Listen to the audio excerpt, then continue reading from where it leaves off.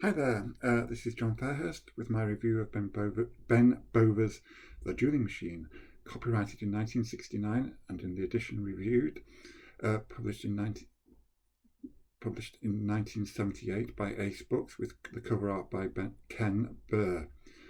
Um, the book doesn't really fit into a particular genre. The Star Watchmen aren't strictly a military organisation, being a peacekeeping force with the power to enforce peace within the Terran Commonwealth, and nor are there really massive confrontation of forces. There is a fair bit of political manipulation and interstellar intrigue, however. Uh, Bover's also added a dash of comedy along with all that, and the cast of characters is kept nicely limited, nicely small. As mentioned in my earlier review, Ben Bover's Star Watchmen, this in the form of books form a rough series, though the Terran Empire from Star Watchmen is now the Terran Commonwealth, which is either a completely new polity or a reformed entity. Given that there are still knights, at least by title, in the Star Watch, it sounds most likely to be the latter as far as I can see. There's also more evidence of independent star nations in existence, with most of the action taking place on the capital planet of the Aquitaine cluster, which is Aquitania, and which is a liberal democracy, and on the planet of Kerak, which is revealed as a dictatorship run by the dastardly Canis. And there are absolutely no prizes as to which Terran regime Kerak was modelled on. In the book, most planets, particularly in the Commonwealth, were highly automated and were what in earlier ages would be considered to be virtual paradises. But they were also heavily populated, and although space travel was fast, it was also awfully expensive. And who wanted to go to a planet that lacked the benefits of civilization? Dr. Leo had invented the Dueling Machine, a device that allowed people to create a consensual virtual reality where they could fight each other to whatever level they wished, first blood or a virtual death, to resolve any differences they have in a legally binding duel.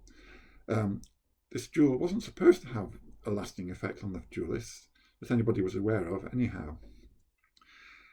As the book opens, dueling machines are pretty ubiquitous, and no one thinks there's more than the usual politics going on when Major Odell of Kerak picks a quarrel with the Prime Minister of the Aquitaine cluster. So it's news, but when this confrontation leads to Dulac's mental collapse, the politics of the Aquitaine cluster and the surrounding star nations descend into chaos as Kerak begins to make its move to dominate the region. Dr. Leo is called in to study the dueling machine on Aquitaine, but he's unable to find anything wrong. When reports come in from those surrounding nations of actual deaths, Dr. Leo finds himself travelling desperately, searching for the cause of these catastrophic events as the galaxy spirals towards war. In this, he's aided by Star Watchman Hector, because he had really evil parents. Hector is a mathematical genius, but he's absolutely physically inept.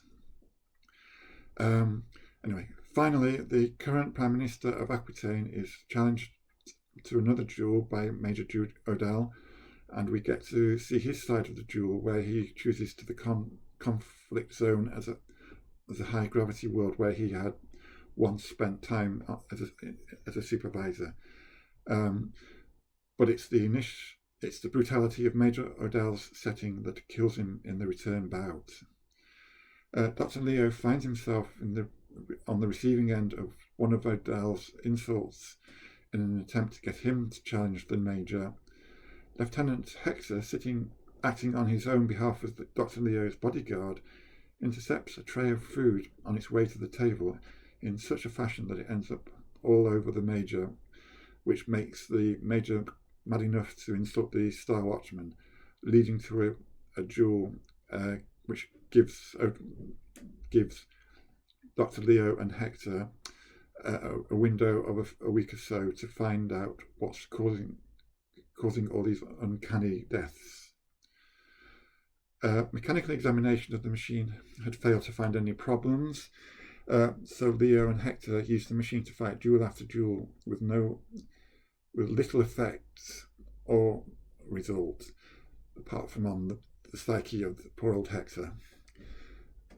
So they prevail on the daughter of former Prime Minister Dulac to allow her father to be remotely connected to the dueling machine so that they could see what he had undergone.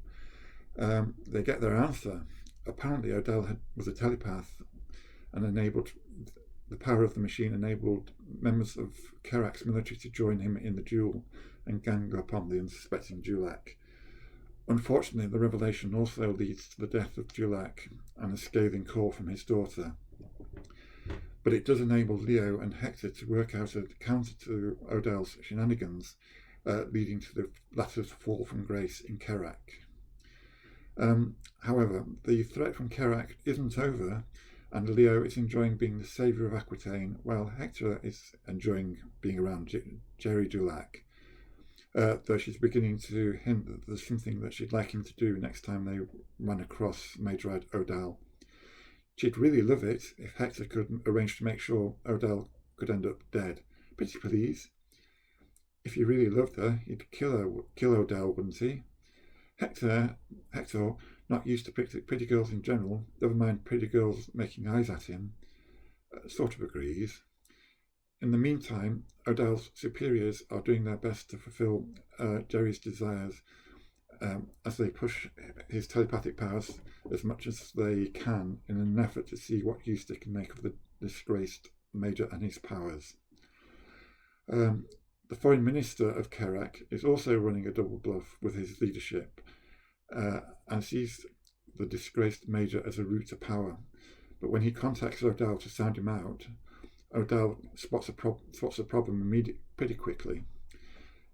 He'd either have to agree to the minister's proposal and die a martyr immediately after killing Canis, or disagree and die as soon as he left the dueling machine. As he contemplates his choices, Odell finds he can also teleport, all the way to Aquitaine as it turned out.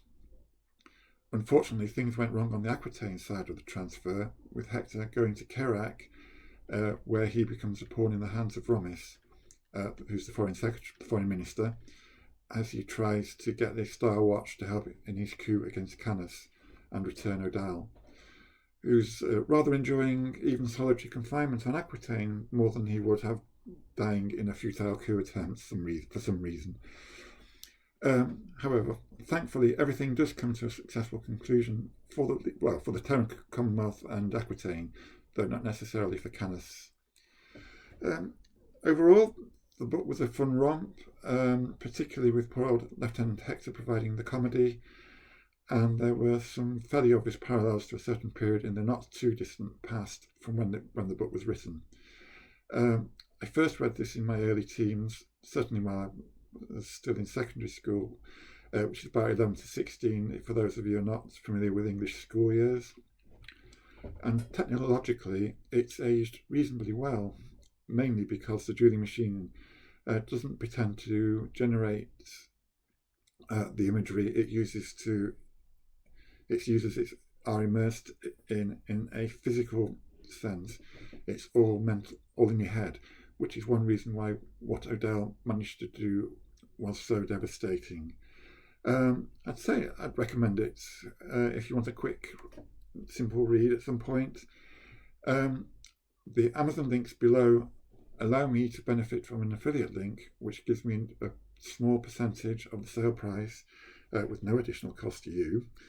You don't unfortunately get the fantastic cover art of the edition I review here, but the publisher claims to have scanned in original source documentation and to have actually corrected scan errors. If you do buy, please let me know in the comments how well they've done. But it certainly sounds like a project to support, especially if they continue this on with other books.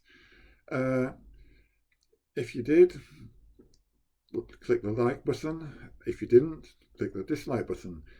And if you want to hear more reviews, click the subscribe button to be notified. Comments in the comment section.